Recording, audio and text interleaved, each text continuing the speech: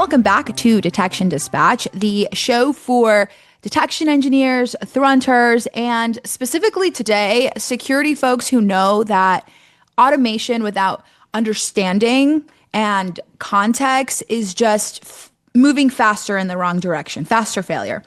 Post RSA, you would think that every tool was suddenly agentic, and it's quite of a gaslighting experience because really, if you walk through the show floor, you know what I'm talking about. It was like a garage sale of just agents, to put it lightly, but no one actually knows or has been able to put to words what we're actually building here.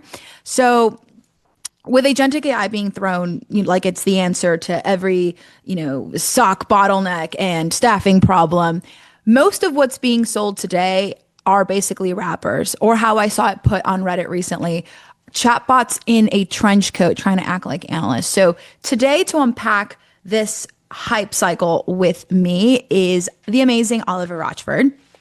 We're going to be going through 6 hard truths of the state of agents in security or the SOC or the DNR space, which is the most fun part of security.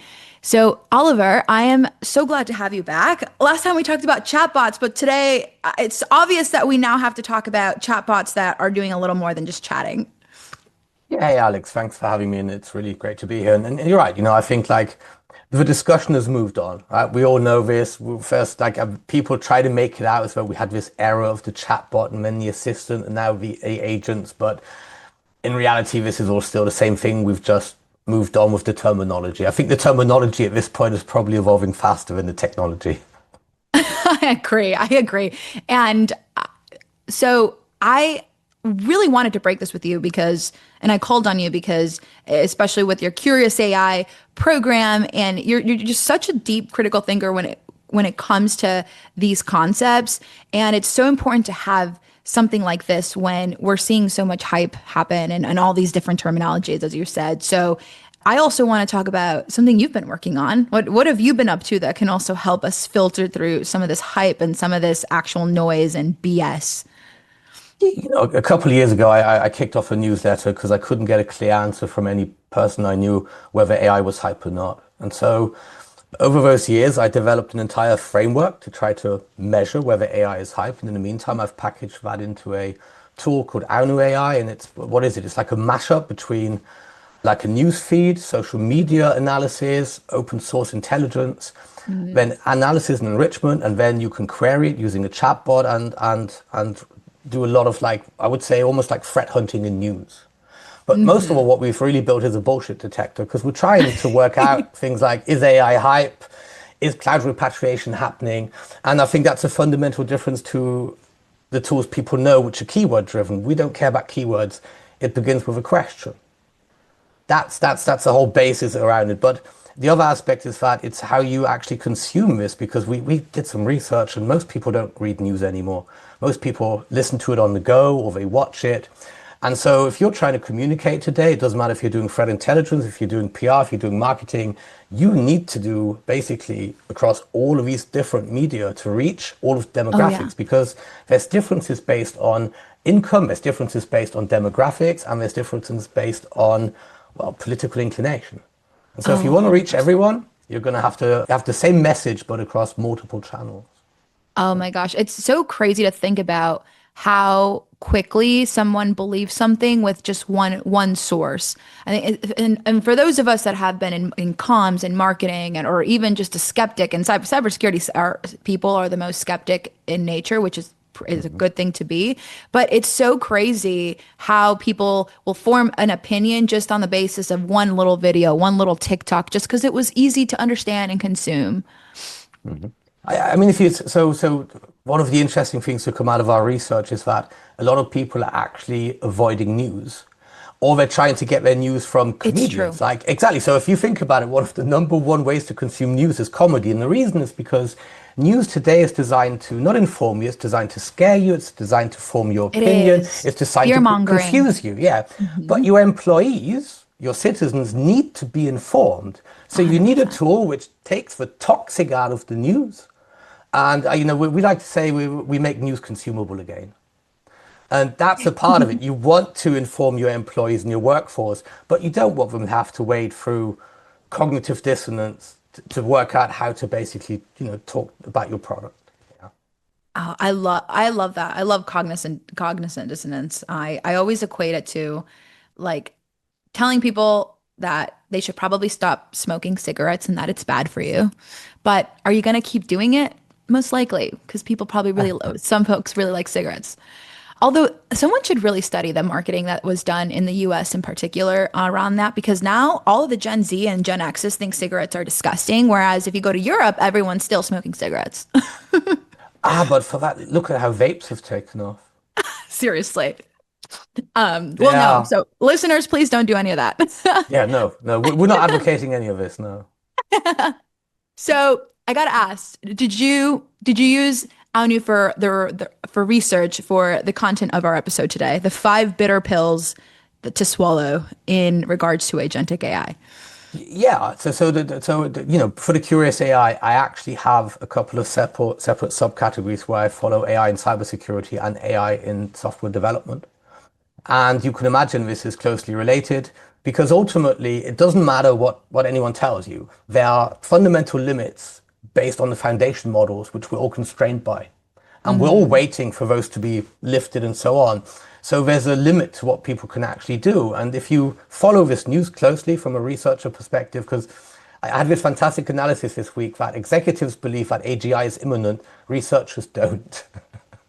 Oh, wow. Really? Well, the Yes. researchers in the AI 2027 study, the former OpenAI guys, their PDOOM score is all-time high. They definitely believe in AGI. Yeah, but I don't know what experience they have to justify that evaluation. I'm sorry. Most of them are Yeah. barely 25 or something. They've never built a Fair. product. They're theoreticians. They don't have enough experience to be able to do linear projection. I'm sorry. They're very smart people, but they don't know what they don't know. Yeah. Yeah. Yeah. That's true. That's true. What is your PDOOM score? Do you believe that AGI will take over? I believe that you need to be careful about what some people are going to do with even the amount of AI that we already have. You don't Yeah. need AGI to build a smart bomb. No, but I do think that AGI is so incredibly smart that they're gonna know that they're gonna need humans to run their massive football size or stadium size data centers. So they're gonna have to play nice with us. You're hoping, and if not, at least they'll know that you're a fan. So this will be recorded for them. All right. So the five bitter pills. Well, technically, I saw you added another one, but before I updated this episode. But let's go through the five pills to swallow as it relates to agentic AI. Oh, and I threw some memes on the amount of data scientists versus AI experts that I've seen on LinkedIn is entirely disproportional, by the way, which is pretty crazy. But first, the amount of AI influencers and AI experts that I've seen in the last, I don't know, 6 months is Mhm. almost too many to count. But Yeah, I mean, you're right. I feel like a lot of people I used to hear far more from, I hear less of now, and my timeline for that is saturated with people I don't know why I'm hearing about them because they're not really showing anything real, you know? yeah, they're Yeah. not. It's not valuable. Not quite yet. So, one thing I wanted to start off with is the just because something looks automated and there's this kind of illusion of autonomy happening here. Just because something looks completely automated from start to finish, people are thinking it's agents, but that's not the case. I think we need to really stop calling these basic workflows or these basic glorified workflows as agents because that's not doesn't mean they're agentic. It just means it's like an automation that you have Mhm. done. Have you seen that?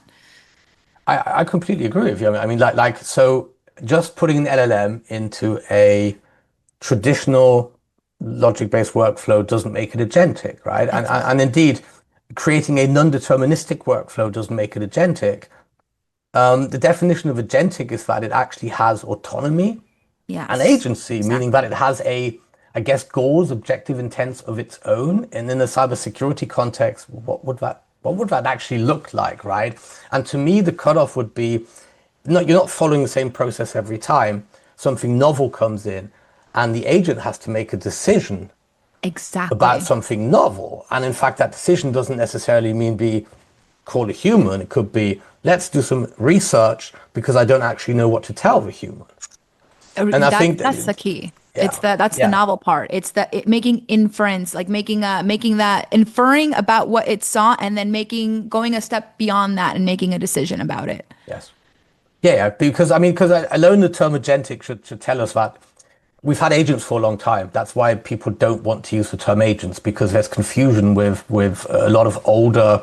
I mean, if you go back to Unix times, we used to have what were called daemons, and they were background processes that automated stuff that did stuff in the background, right? Mm. And that would be a primitive version of this. And agentic should be qualitatively something different than just a workflow, which might be a little bit more sophisticated than you would build with a saw. Yeah. That's right. Interesting use of the word primitive in tech, Oliver, because I would, what they can do is pretty advanced things like summarizing alerts and even executing even very sophisticated scripts to do actions. But just because they do these kind of things, obviously, or they run, I call them step runners, like tools labeled as agents that are just running a bunch of steps and they orchestrate all these things. That doesn't mean that they have this chain of thought reasoning and think where they're lacking this model, this intention, this Mhm. modeling behind it, and Yeah. and it leads to the question like, are we setting up false expectations for the stock? Do you think that we're ever going to get to a point where Mhm. we're it's never going to be that. I feel like every time I hear autonomous stock, I want to laugh. I don't think we're ever going to get to an autonomous sock. I hate that term. Yeah, I mean, I think a better analogy might be, if you look at something like a normal ant, where any individual ant by itself isn't actually viable as an It's organism. yeah. It has to have a grouping of ants to be able to do stuff. And in our case, it's not just even a grouping of ants, it's humans together with whatever we're doing. They are very focused. You can say, solve this very niche use case. And they do that very efficiently and at scale where a human would probably tire or just get bored. But at the same time, it's narrow. It's not a Mhm. very broad range. You couldn't replace a person because a person's job isn't just, clicking away false positives, for example. And the true agency, we don't even know what that would mean in this sense. What would true agency mean? I guess you would have some kind of an application roaming your network, looking for attackers and acting if it finds them. I don't even know how we would run that in the current technology paradigm that we have. We would have to invent a new way to do Def that, if you think about it. yeah. Because otherwise you just have a program running in memory, and I'm not sure that would work. But in our case, I would think the cutoff for us, as if we mentioned, it should be novelty. If you encounter a novel situation where you can't just follow a playbook in your memory. You have to come up with a new playbook, you know? Yeah, the Yeah. critical thinking aspect, I think that's the boundary between agentic and automated. It's this adaptive logic, critical reasoning, which humans, that's what, that's where we kind of also need a human in the loop in that regard for everything that's non-linear, like when you start to step outside of the playbook.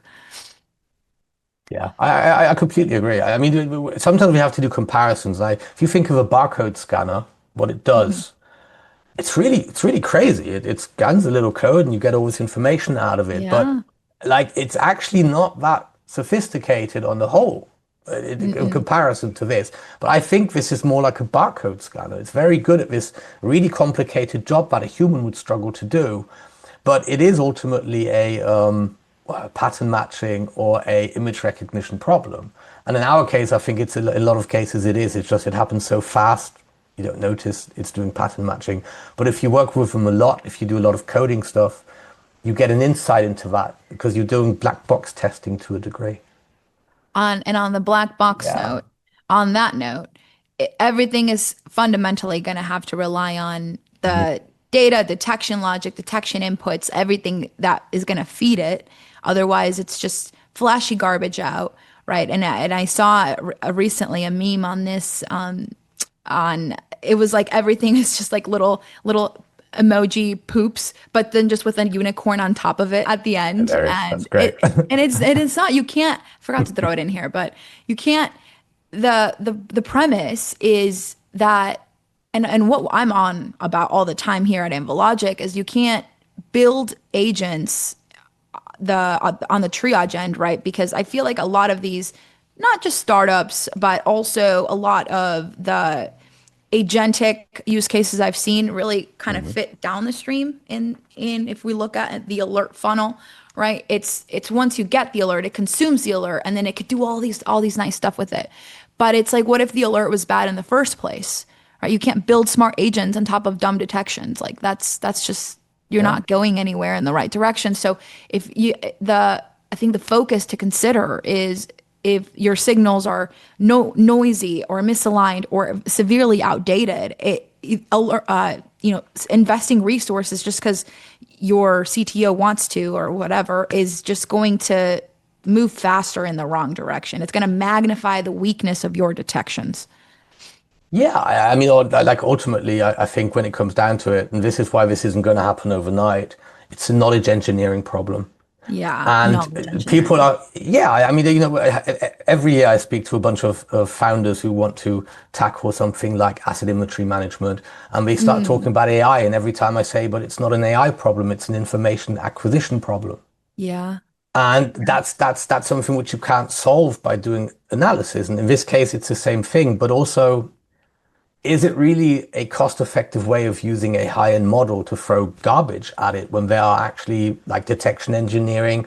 You can do more, I would say, more lower cost machine learning approaches to reduce that amount of data going to the LLM. Because what the LLM is good at is taking good data and Exactly. actioning it and summarizing it, using it to try to detect bad data. It's a terrible way of using it if you think about it, because there are better ways of doing it. But you're right, bad data in, bad data out, and most companies are going to have a curve of, if you think of a pyramid of pain, like that agentic stuff is probably at level three, the stuff they want to tackle, but they're actually still at the Right. first step. For a lot of companies, they need to still do basically, they need to work out what data do we have, how do we formalize it, and how do we collect it, and then how do we keep this up to date in a way that agents can make sense of it, because agents, they prefer JSON and Markdown too. Yeah, that's Yeah, right. and right now we have an infrastructure that's been designed for humans. Our parsers have been designed for humans to be able to really work out what they're doing, to be able to Mhm. understand, and also to write and so on.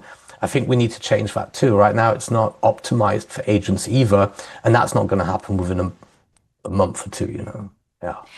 I'd be curious on the LLM usage around sanitizing the data and the data and focusing on the data quality and the signal hygiene. Like, where are the LLMs for that?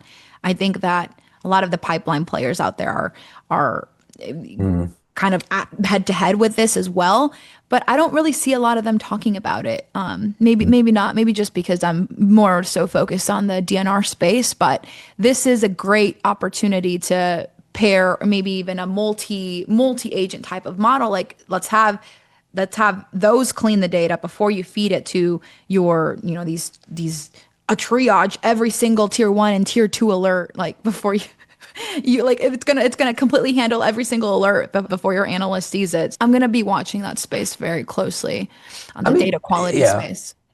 I mean, it's interesting because like, you're right. There are data extraction models which have been fine-tuned on it. There's a whole bunch of papers on actually using LLMs to extract it, but they always compare to more traditional approaches. And Hmm. most researchers are combining them now because the error rate, it's not negligible. For a lab project, it's great. For real Yeah. world application, it's not. I use it for news in Aunu. If I miss a Uh-huh. couple of data points in news, who cares? Honestly, it's Yeah. not the end of the world. It's not. If you miss it in a detection, it's a It big is. deal. It's a pretty big deal. So exactly, and I think so. Some use cases where you require like a certain amount of accuracy, it's okay to use. If you actually require precision, it is not a viable tool in the moment, though. Yeah. So Yeah. what would you say would be a good litmus test for whether a SOC is ready for a fully agentic workflow? Wow, for a fully agentic workflow, I would say it's like, so how how risk averse is your executive team? Because that's really what this ultimately comes down to.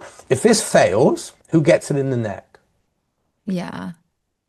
And Yeah. that's the question. If you're the CISO and you say to your company, I would put my hand in the fire for this, your hand's in the fire for that. If it fails, it's you. The reason why we've had problems in the past were because CISOs were reluctant to allow something into their network that had basically an accuracy rate of 89, maybe 80 something percent.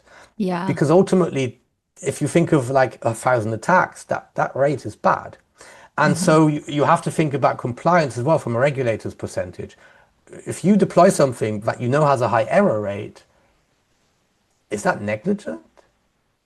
And I Yeah. think these things have to be worked out yet. So letting them run completely autonomously, even if they have a high rate, is going to be hard. And having this human on the loop, I think is going to be something which we're going to need because it's a compliance point of view until regulators, insurers, and so on make a determination of what's an acceptable level of risk. Because it's not just you deciding this in some cases, you know?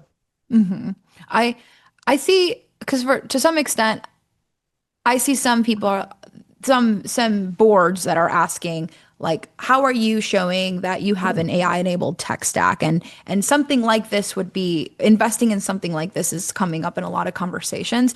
But it does really depend on whether you're purchasing a product that has, this agent, whether if they really do have it, because everyone is slapping agents on everything now, or whether you're building your own, and if you have the infra, right, to support that. But I feel like I still think that if you don't have the foundations, the maturity with data hygiene and data coverage and understanding what your attack surface and your threat priorities are, I don't think you should even be thinking about agentic.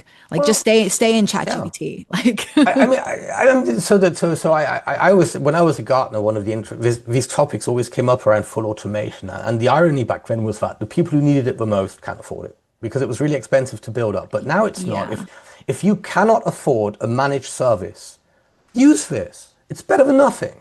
Yeah. It's still going to be better than you not having 24/7 coverage if you can't afford it.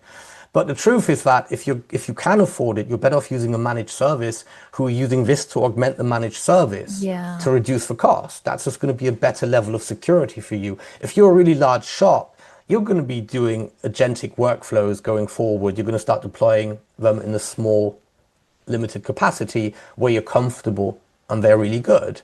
But I think they have the resources to not have to rely on this entirely. And hmm they're usually regulated. They have shareholders and investors who probably want someone to be on the hook for this, unless their entire MO is on staying lean, in which case, once again, I think it's part of their risk profile, their risk strategy, if that makes sense. hmm Yeah. Completely agree. Next one. Let's Cool. keep moving. Everyone is an agent now, even if they're not. I talked a little bit about this earlier. I saw, well, I mean, we've hit a peak point of agent washing, and especially because before agent was a term for what you deploy to capture your logging, right, from your endpoint sensors, things like that. And so now I think we agreed that we have to those are EDR sensors, right? Their agent has now been adopted into the AI world. Like we can't use agent to call it an EDR sensor anymore. So from the EDR sensors to now pretty much like a glorified GPT wrapper, Yeah. we talked about what qualifies it as actually its agency and its like this ability to reason, right? But I want to like for listeners that are trying to navigate the hype, what do you think like that's the first thing that they should look for? Mm. And what's the danger of this term becoming kind of like as bloated and as vague as the term pretty much like how platform became? Everyone's a platform now too. Yeah. I mean, look, I mean, I think that a lot of a lot of really hands-on techies, they just ignore this. If I'm Yeah. honest with you, like they just Yeah. expect I've noticed salespeople to that sell. too. Yeah, they just expect, hustlers hustle. They just let Yeah. hustlers hustle and they just look at the capabilities. But I think when it comes to, decision makers, leaders who are not going to be as hands-on, they should Hmm. be asking their team what would their criteria be for this? What's their Yeah. comfort level? Explainability is a big part. Cost is another part. So these things should be transparent around it. I don't think it's enough for someone to just say we have agentic and then to not talk any detail around it, right? Yeah. And if it's an assistant, of course, you can call them out. The other thing is call them out on it. I used to love Hmm. doing that at Gartner. It was the most fun part of the job, calling people out on stuff like that. Because ultimately, you should punish people for it. But they don't. Yeah. They don't take it on board. They just ignore you and go on. But in this case, this is going to be over in 6 to 12 months because the way that marketing works, you and I, we both know this, it's going to get old Yeah. very quickly. Someone is going to think, I Yeah. don't want to sound like everybody else. Old news. Yeah. So I think this has a 1 year event life cycle in terms of branding for most companies. And after that, it's not going to be a special thing because if you think about it, there was this phase, right, in the 80s when almost every company tried to bring something out with an LCD screen because it was new. Right? Yeah, And it I was just one of these remember. things. And at some point, everything that could would have it. It Mm. just it says so it just wasn't something that really lasted for a very long time. But so this is going to just disappear very quickly because everyone has it. It's not a differentiator. Why even But mention that's it? such a pity. That is a pity because I feel like Yeah. it could if we treat it the right way, it could be collaborative and modular and context aware, not just a fancy API wrapper. And this marketing hype dilutes the term of what it could be, and that is such a shame. It is because one of the arguments I used to have with people when I came out of Gartner, especially with marketers, was explaining to them the difference between technical terminology and marketing. And to Hmm. give you an example, to them, I always have this example for a marketer. Imagine I look at your funnel. I say, funnel, it's been done to death. It's honestly, it's boring. It's a buzzword. I'm going to call it my wedge. It's my marketing wedge. And every time I speak to someone now, it's my marketing wedge. The marketer's looking at me. What the hell is he talking about? And Yeah, that's what you do if you mess around with the technical terms. The technician listens to you and thinks they don't know what they're talking about because that's not what that word means. yeah, Does that make the company look good or the product look good in front of their users? I don't think so. But the truth is, everyone's looking for something new to badge onto their product. And you have the first who want to not miss out, and then who want to be first, and then you have the others who don't want to miss out. But yeah. ultimately, FOMO. it's a hype cycle, right? Yeah. This is typical of the hype cycle. It is. It is. So, but to build up an anti-buzzword buyer protection, Yep. like I think users should be asking for their architecture diagrams. And I think also that in the most basic form, if the chatbot, if you're a little wrapper, right? If the chatbot that your vendor's asking for, or if it leverages a RAG, right? If it leverages a RAG, I think in that's probably the most basic form of agentic. If it's able to autonomously answer questions and deliver that information and kind of do some kind of an action via a RAG, a connected RAG, that's the most basic form. Like, yeah, you can just kind of filter out. Yeah, you're right. This is truly agentic. I would start building up a war chest of tests to basically work out where the flaws are and ask the Yeah, vendor if it's truly agentic, how have you basically ring fenced it? What protections are in place? yeah, And see what answer you get. yeah, Because if it's truly agentic, they should have thought about it. If it's not, I'm not sure if they just talk about hallucinations. That is not the danger of agentic. Agentic, you're giving something basically access to a system to make changes or something, right? yeah. And think of the knock-on effects there. And I Hmm. think that's I think to me another truly thing. If it's just something which does a little bit of data analysis, it's not agentic. It's not making decisions. It's not. Yeah, It's ingesting, analyzing, reporting. I wouldn't call that agentic. It's the ability to actually take action that's decisive. And at that point, you can imagine there has to be some control mechanism to make sure that it doesn't take the wrong action. And you have to then, the vendor should have a way, they should have thought about this. And I think that's a good test how deep this actually goes. I Because the agree. others, you know what I mean? They're not going to have a defense against that. You either thought about it or you haven't. And if you haven't, what exactly have you got there? Is it actually agentic or is it just, lipstick on a pig? Lipstick on a pig. I still think it should stay in the recommendation territory, not fully take like impulsive decisions. An example of how we used in Monty Copilot. So before it could summarize alerts, right? It could spit out a summary of what an analogic alert has been generated, what that structure is, who was involved, and it'll give you some kind of a general consensus so that you can then pick up from there and make a decision about it.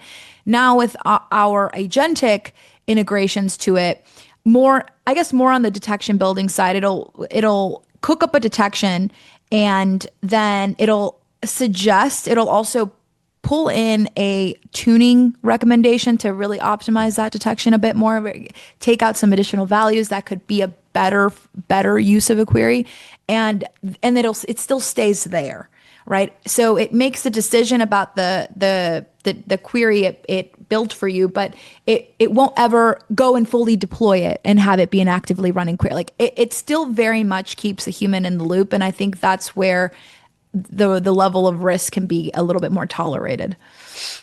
I fully agree that that's the state of the art where we're at right now, where I mean, you want to keep a human in the loop. You can automate the action, but the decision oftentimes. But of course, when you think fast forward this, there's going to have to be some kind of a mechanism, something like a digital smart contract or policy, where you can delegate certain rights down to the agent to navigate itself. And if it hits those parameters, it's going to be some decision making for it to say, okay, I need to get back to someone and say, actually, this is beyond my scope. And then you can have agents negotiate with each other because you've defined these parameters. Right now, we're talking about, non-machine identity management. That's kind of the up and coming emerging topic around that. Oh yeah. And so there is a market emerging around that, but it's early days yet. And right now, without that mechanism to delegate the authority, you're going to have limited agentic workflows. And I say limited because you're not going to give them access to your entire SOC. You're going to say, phishing, for example, I know phishing works really well. There's a very high confidence level in phishing. So you might say, okay, automate phishing, except for these users. For these users, include a person. And that might be the way to go about it, right? Or except at these times, then include a person. And I think, but delegating this isn't easy because right now, I'll be honest, the agents don't follow it. My example is Cursor. Cursor, you're supposed to still put a rule in to tell it not to overwrite crucial code. They'd put it in the prompt if they could. They wouldn't ask you to put it in a rules file. Come on, right? That doesn't make any sense. And if you put the rules files in, it still ignores it once beyond a certain context window is full point, but it doesn't tell you that the context window is full. It just starts not following it. And so I think there's a lot of scaffolding to be built to ensure that you can actually let these things run in any way autonomous. I think that's a good segue into how agents don't understand this political navigation of it. They don't understand who the up and down the org chart. They don't know who's drinking with who at the Four Seasons at RSA. They don't have and SOCs, which is also a shame because SOCs, anybody that knows that SOCs have a lot of politics. Like they have a lot of legacy rules with weird exceptions like you were talking about. There's like the SOC knows like the Karen is always the one who's tripping up the false positives on phishing. Like we know that and we just kind of let those alerts come in, but not really turn off the rule for it. We just know that she's going to trigger it a whole bunch of times. Like there's a lot of politics like that are happening in the SOC that I don't think agents will ever have a full grasp on, right? That's where they hit the wall. Yeah, you're right. No, like I don't think that most organizational policies and decision making is actually ever codified, let alone written down. A lot of it is implied by default, just by behavior. Yeah. Context and agents, like we can't blame them for not having a context. How? They're not embodied, they haven't evolved. We have some people who are, like cognitively diverse, who have who also struggle with that. So we shouldn't be surprised. It's not a True. straightforward, simple thing to do. True. For a model which doesn't even have a physical presence and is learned Yeah. from a jumble of data, it's learnt language. It hasn't learnt human culture. It infers it based off of the language. It's not the same. And if you haven't written it down and it changes too quick, how do you keep it up to date? My favorite example is you have an AI, it's trained on your data. You change jobs. You can't take it with you. It's got IP in it. You Yeah, start that from is true. scratch. That is true. You start from, can you imagine the jarring that you've had an AI which you've trained for 4 to 5 years? It knows you in and out. And then you have to move to something generic. How terrible that experience is going to be. It's true. I I don't know. I feel like there's this we're never going to get to that point. Like I'm thinking about how can agents evolve to understand these dynamics, but I don't think you ever can ever have an agent understanding the social nuances and org Yeah. dynamic politics. Like you can't. Did you see the I think this might have been fake news. We'll probably have to put it through ANU, but did you see the manufacturing robot who gained conscious of what it was doing and it just deprogrammed itself? I don't believe that because It might be fake ultimately, news. no, because think about the fact that and coming back to once again to people who've actually had like impairment in the brain after accidents, right? If you don't Yeah. have fear, you don't care. It's not an intellectual thing. You can say to someone, you're going to die. What actually causes them to react are chemicals. It's a chemical reaction which causes fight or flight, not an Yeah. intellectual one. So where's the robot supposed to have gotten that I impulse can't. from? No, I can't. No, Maybe from we need to, movies, we need to stop reactions. projecting. It doesn't, so these aren't theys, they are its. It's a machine, it's code, it's a program. We shouldn't anthropomorphize them because that leads us down a very slippery path. It's true. But most of all, then we can't get them to do the jobs that they're actually meant to do. They're meant to do the Mhm. jobs that humans are too dangerous for humans and so on. But most of all, they don't have the wiring, and whether we should give them the wiring, oh my God, there's sci-fi going back to the 19th, I don't know when, about that topic, about whether you should actually give something, feelings, emotion, cognitive, and so on. But I Yeah. think in the SOC itself, no, we're always going to be limited. Look, most SOCs I worked in didn't have this information. Nobody could give it to us. You learnt it over time. It's institutional knowledge. That's why burnout and churn is so terrible in SOCs, because you lose that institutional knowledge. In an MSSP, it's even worse Yeah. because you don't even have the organizational knowledge. You're just basically looking at 100 customers based off of a subset of data. Of a sub, And yeah. for a human, it was difficult. You could call somebody. So the I mean, to me, that might be a very good agentic actually like use case where an agent doesn't have the context and decides to try to And find out who to contact for more context. That would that be a would be good. wonderful agentic That would use be case. wonderful, actually. Yeah. Yeah, that would be Especially, wonderful. But yeah, yeah. because they're going to have to ask the human. That's, I guess, the important point. If you can't write it down, where are they going to get it from? We're going to have to get it from the human. No, it's true. That's such a genius use because no, especially in the early days, like there's no one that's writing down everything that they're in charge for, they're responsible for, they're working on. And at large corporations like IBM, how do you connect the people with each other? Like sometimes you would have more meetings with IBMers than you had with real customers to just move forward and keep doing what you have to Yeah. do and getting in contact. Yeah, that would be Well, such a fantastic so use. so here's another free agentic use case, and I shouldn't give all of these away, but I Yeah, have don't give more. them away. No, no, listen, I forget more ideas in the day than most people have in a lifetime. I kid you not, honest. So the other use case, which I would suggest, is that if you do have missing data, rather than basically one person having to track all of this down, it's another perfect agentic use case for them to Slack a user and say, hey, I noticed I don't have your latest data on this. Oh, That would be another one to start updating that data, right? So that's the type of stuff I would use this for, because for a human, it's not just a boring job, it's a hard job to do because it doesn't scale over time, right? And so yeah. those is where I would expect to see this kind of application to start filling this in. And then the agent can start putting it into a structure, it can start learning it, or at least putting it into a knowledge graph or something for other LLMs to tap into. It Hmm. has to start building that from scratch. And we talk about iterative improvement in AI. Part of that is going to be the knowledge engineering. At Aunu, we use AIs to bootstrap when we don't have training data, as an example. Yeah. It's not as good as training data, but if you don't have any training data, it's better than nothing.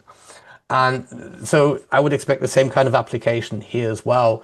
We have missing data. What a first application of an agent should be to start Looking for the populating that data. data. Yeah, Yeah. exactly. Exactly. Looking for the best forms of populating, defining the structure. Like, what is the best way to take in this data? Like, a lot of the times it's like there's a lot of considerations that you should think about before feeding it into an analysis, but it's like you don't think about that until after the fact. And it's like, well, what if I had all of these nice cleaning requirements before feeding the data? Yeah, and also combining stuff. I mean, we talk a lot about knowledge graphs here. I mean, you could come towards us a little way just by including them in all your Slacks, all of your meetings, because it can start constructing it. But it will never be foolproof. I'm sorry, it just won't, because life's messy. It is. It is messy. It is messy. So we Yeah, accept the limit for now, or maybe even forever. And on the maturity note, you talk about this a lot. It's like no, you don't. There's no maturity established anywhere. Everything is experimental. You can't yeah. really, and there's no shortcut to maturity either. You can't buy your way into agent maturity. It just doesn't work that way. So I still think the consideration should be, it's not whether or not if you're considering if you want to use it. It's just how much of it, how fast you want to go, how to avoid into this regret loop of experimentation that goes nowhere. So part of it, I think, is being so you want to be an early adopter, but you still need to be a little bit conservative. And my favorite example of this is Johnson and Johnson, right? They were cloud Mm, first, the kind of like the study use case, because they had a very rational approach to cloud where they said, we will evaluate everything, we will prefer cloud, but if it yeah. doesn't meet our standards, we won't take it. And Uh, they recently published their results after years worth of testing with Gen AI, and their findings were that around, I think around somewhere like 4% of all of the use cases were actually viable. And out of that, only 20% of the use cases produced 80% of the value, which is the typical ratio that you'd expect. So work yeah. that out. That means out of all of that kind of thing, we're down to about 0 dot something percent, 0.8% of their experiments, their pilots, actually are something that produces a lot of value. That's pretty Mm, good for a company. yeah. That's a good optimization, right? Not too bad. And so you can notice a maturity there. But part of the problem that I've experienced in listening to founding teams building with this is the following. You can spend a month trying to tweak something for a model and a better model comes out. You can implement a whole bunch of stuff particular to a model, and that model is obsolete. You can try to Mm, solve a problem, and somebody releases a library 2 weeks after you solved it, and the library is better than what you've built. And now there's a full team maintaining it. So you're going to keep rebuilding everything you've done. It mm, means you never have a stop. You never have a final product, and you might always be buying into an obsolete dead end. So yeah, LangChain 6 months ago was the darling of everybody. Now it everyone's was. saying it does not scale to production environments. So if you What? build, honestly, if you look at the developer kind of discussions on Reddit and so on, Yeah. there's quite a lot of pushback growing against it. I know I track the sentiment in Avenue, right? It's one of the areas that I cover in the Curious AI, that kind of data. So I actually do a sentiment analysis across that data. On those. And so if you'd have really built your company based on that, you're now potentially rebuilding again. And now, if you're a customer of that, that company is getting investment. They have to get funding. They have to, you know what I mean? This is all, it's a huge experiment, a It large is. experiment it is, yes. And I think that's what, but, and you can't buy your way into something that almost nobody has. Who at this stage actually has agentic maturity? I can't think of anyone. I really can't. Yeah. So we're all exploring, we're all experimenting. And I think that you probably don't want to pay to be a guinea pig. And No. I think that you have to be cautious where you apply this. Hmm. Right? We want to try it. We want to, because it's amazing. I loved it. Like I can talk to my computer. Do you know? I've dreamed of that for 30 years. It has blown my mind, honestly. I But at the know. same, yeah, it is amazing. But at the same time, of course, like there are, I think this, you have to be a little bit sober around this, that being the early adopter here isn't necessarily in security going to help you unless you have a critical acute pain point. You have maybe you can't A get staffing or strategy. whatever. Yeah. Yeah. Yeah, yeah. I think you fundamentally need a strategy before this will boost you towards your strategy. Like you can't yeah, use it just to use it. Yeah. Yeah. And so that's it. So I would say try it, experiment with it. Hope that your vendor starts giving you some of this to play around with. That's it. Sure. But at this point, keep in mind that we're all design partners. We're all design partners, you know? It's true. It's true. We're actively designing our agentic uses with some of our large players, and they're if it's not them leading the way, it's like why do it just because everybody else is doing it? No, like we're really looking at where the most impact is going to be realized. So Yeah. yeah. Yeah, but I mean, I think that ultimately we're very risk averse as an industry. Whenever I talk to people in other adjacent areas, they have a very different mentality and they don't get why we're risk averse. But think of our job. And so, is this the right place to experiment? If you're struggling with false positives and you have no other way of doing it, yes, do it. This is part of the solution. But if you're managing okay, really, you want to have controlled experiments, you know? Yeah. Yeah. And last but not least, we got a little bonus pill. I noticed you added this before I got a chance to update the episode and all of the assets around it. But I really liked it. Of saving the best for last. We've got a tested but untried at scale, which is really what we've been talking about all along. And there's so many examples of agents doing really well in like opportunistic, like maybe, like could be, but not at all well at actually responding to like a real time breach, right? So it hasn't really, we haven't seen any of that actually happen. So it's still very much, hopefully, in the kind of preventative recommendation space, right? Yeah. And to consider and what to consider as far as what I mean, just baking in oversight, right? And how do we validate what agents do in the meantime? And where do we draw the line and what to delegate to them versus not? I mean, one of the big, so I don't believe socks are actually ultimately valued by how many false positives they're able to clear. Really, they're Mm, valued by how many breaches they're able to to stop contain. before they hit the end of the kill chain. That's essentially Yeah. because we're going to get breached, but you don't let the attacker get away, right? So that's the point. And what happens when an attacker knows or assumes you're using this with all of the weaknesses? We've started seeing companies bring out anti-LLM crawler tools, which waste the crawler's time or basically give the LLM false information. I do a lot of scraping with Aunu. There are Yeah. already major publications who give you specific articles if you hit them up with an LLM. There are also websites starting to inject LLM, attack payloads into the actual code to Oh stop yeah, them prompt crawling. injection. Hmm. Yeah, that is all hitting. So now we have someone who's starting to rely on this, and we are so busy trying to get them to work to do these processes. We haven't even thought of how the adversary is going to react to this. These things will now fail you in when you don't want them to fail you because they Yeah. haven't been battle tested, not at scale, not in a large amount of environments, not against a really determined adversary. And Mm, that's the thing. You're not trying to stop some rando script kiddie doing a phishing attack. You're trying to stop potentially, really hardened criminals. And they're using these things and they know how they work too. of course. Of course. That's always the biggest thing is, Yeah. and I saw that there's a website that's keeping track of all of the abuses of these conversation histories. You can you there's and oh my God, they're all over Twitter all the time as well. Prompt injections, and which is an interesting thing to think about because we're effectively training it every single day. We're submitting prompts every single day ourselves. And if you can tweak your way around it producing the wrong thing, super scary.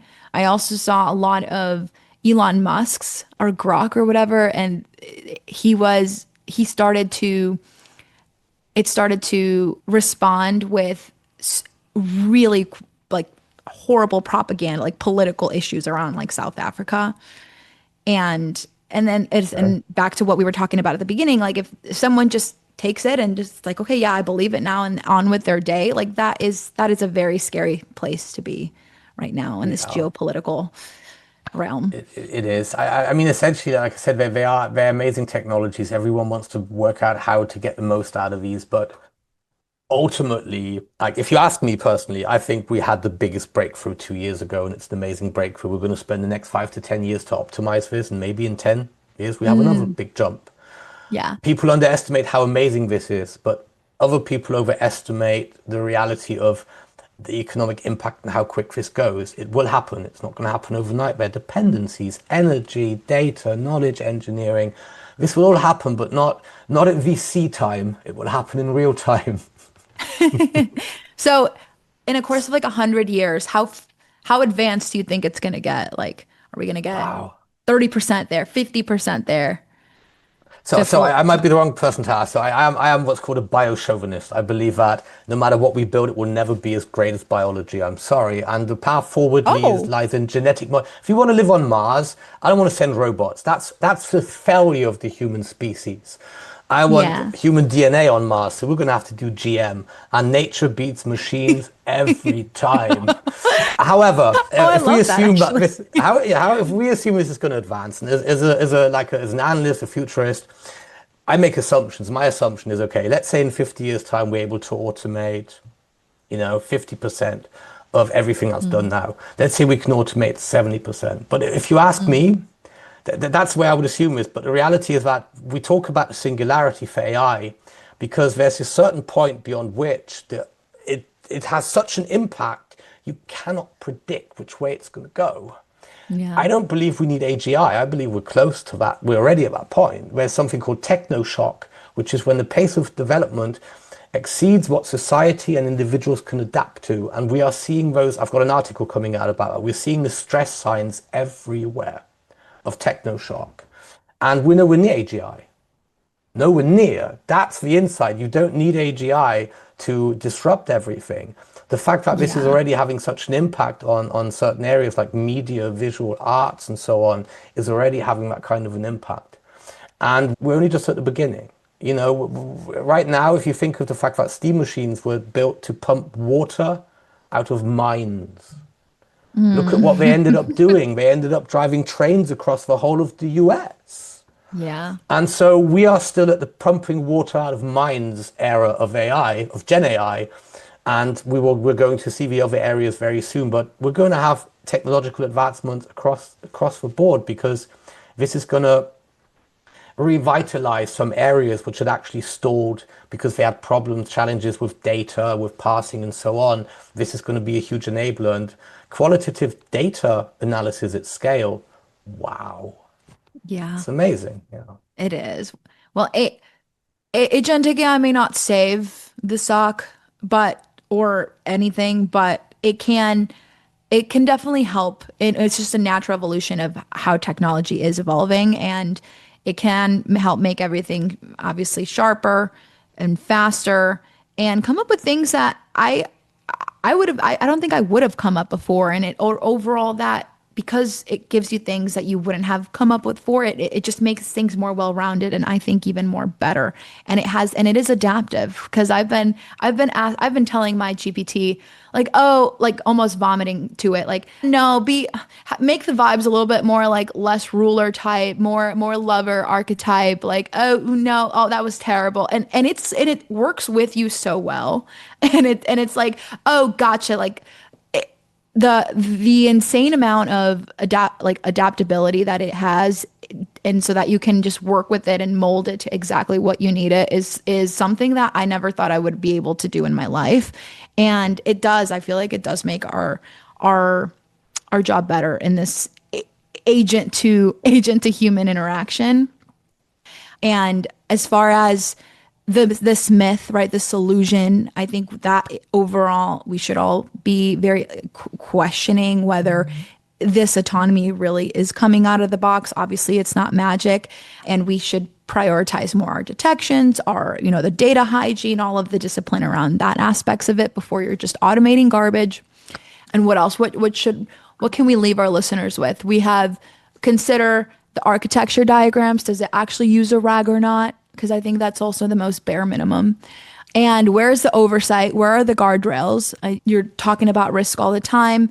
And how can the tool handle real time failure, right? Because you said it, Yeah. it's not just gonna, the SOC shouldn't be measured by false positive numbers. It should be measured by real containment and not just like in a demo, but in true simulation.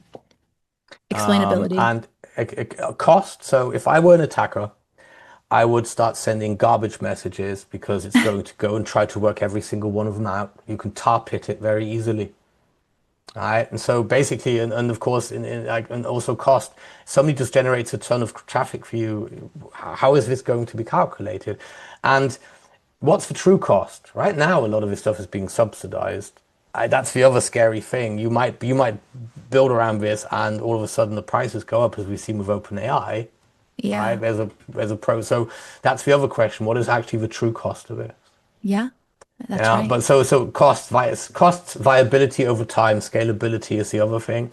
And the other thing is like training. If it's learning and training, how does that change? My favorite example was a failure of Watson for Healthcare, where a small group of, I think it was brain surgeons, there's only one paper published on it. And every brain surgeon on the planet knows that paper. But Watson thought it was a crap paper because it was only one paper and it's not cited very often. But it was a crucial one. It didn't recommend to other brain people asking about brain surgery that paper because it felt it was an outlier, but the outlier was actually the major point. And so how does it, do you know what I mean? How do you avoid this? Because LLMs go towards the most general point. Towards the Oh, most wow. general point. Yeah, I know it's crazy. There's all these considerations around. Like I can give you an example. Positive sentiment for AI is a sign that it's doing well. But if I'm looking for geopolitics and I'm looking for, let's say, regional conflicts, I'm looking for negative sentiment. And it's a Yeah. strange thing how sometimes what you're looking for changes based on this. For the AI, it doesn't know this. This nuance is necessarily what you're looking, what's important for you. And so it's important for them to work out, like, to be able to tell you, have you considered this? What are you doing? What have you tested?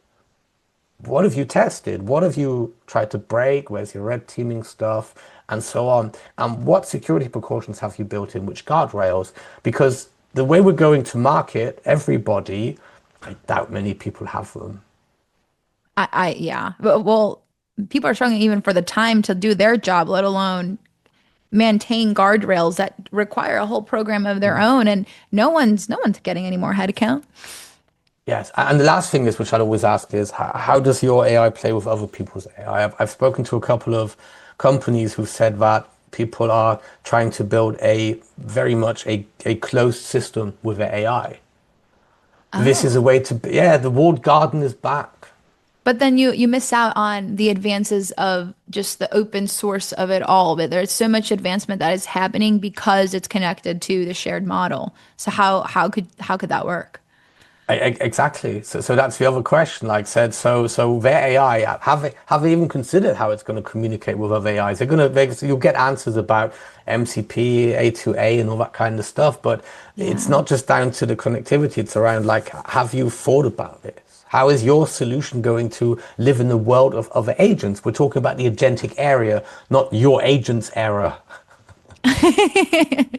Exactly. I am going to be watching the space for any kind of material on that. I haven't really seen any good materials that I love, and apparently white papers are dead. No, we don't have the attention span for white papers, but I feel like those would be such a great use of it. Like we need more white papers. I'm against that.